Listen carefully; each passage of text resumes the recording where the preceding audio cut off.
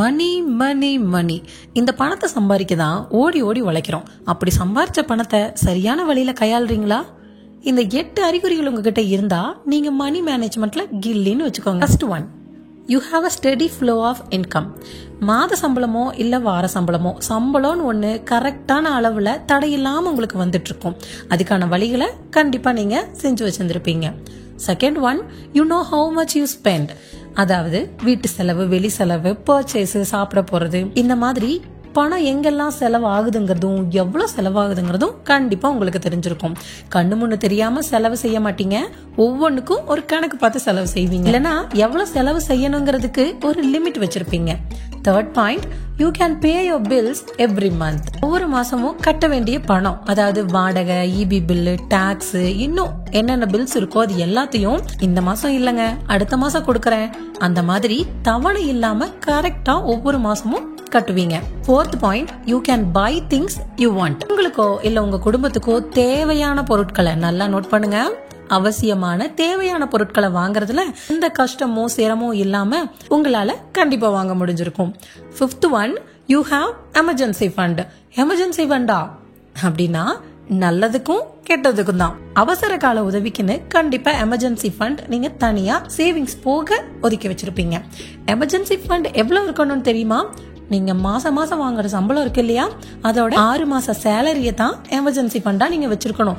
At least 1 or 2 months ஆவது கண்டிப்பா எமர்ஜென்சிக்கு வச்சிருப்பீங்க. Sixth one, you are planning for a major purpose. Major பர்பஸ்னா என்ன?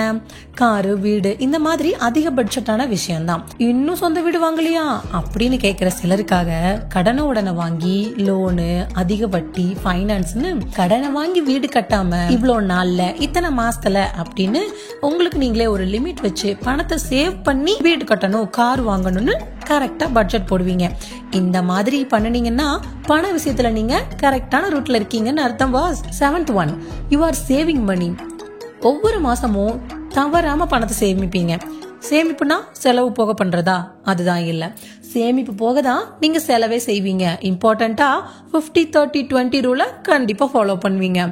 Eighth one, you invest to make more money. இன்வெஸ்ட்மெண்டா? ஐயோ, அதெல்லாம் பிசினஸ் பண்றவங்க பண்றது. நார்மல் ஜாபுக்கு போற நாம எங்கங்க இதெல்லாம் பண்ண முடியும் அப்படின்னு யோசிக்கிறீங்களா? அதுதான் இல்ல. இன்வெஸ்ட்மெண்ட் யார் வேணாலும் பண்ணலாம். இன்வெஸ்ட்மெண்ட்னா என்ன? பணமே பணத்தை சம்பாதிக்கும், அதுதான் இன்வெஸ்ட்மெண்ட். இந்த இன்வெஸ்ட்மெண்ட்டுக்கு நிறைய வழிகள் இருக்கு. என்னென்னா stock market, mutual fund, SIP, இந்த மாதிரி நிறைய ஆப்ஷன்ஸ் இருக்கு. நமக்கு தான் அதை கண்டுபிடிக்க தெரியறது இல்ல. சரியான கைடன்ஸோட உங்க பணத்தை இன்வெஸ்ட் பண்ணிருக்கீங்க அப்படின்னா பணத்தை மேனேஜ் பண்றதுல உங்களை அடிச்சுக்க ஆள் இல்லைன்னு உங்களுக்கு நீங்களே சபாஸ் சொல்லிக்கோங்க. இன்வெஸ்ட்மெண்ட்டை பத்தி கரெக்டான நாலேஜ் இருக்கிறவங்களோட கைடன்ஸோட இன்வெஸ்ட்மெண்ட் பண்ணுங்க.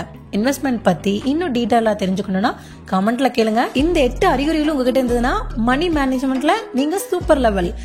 நீங்க எத்தனாவது லெவல்ல இருக்கீங்கன்னு கமெண்ட் பண்ணுங்க. தேங்க்யூ.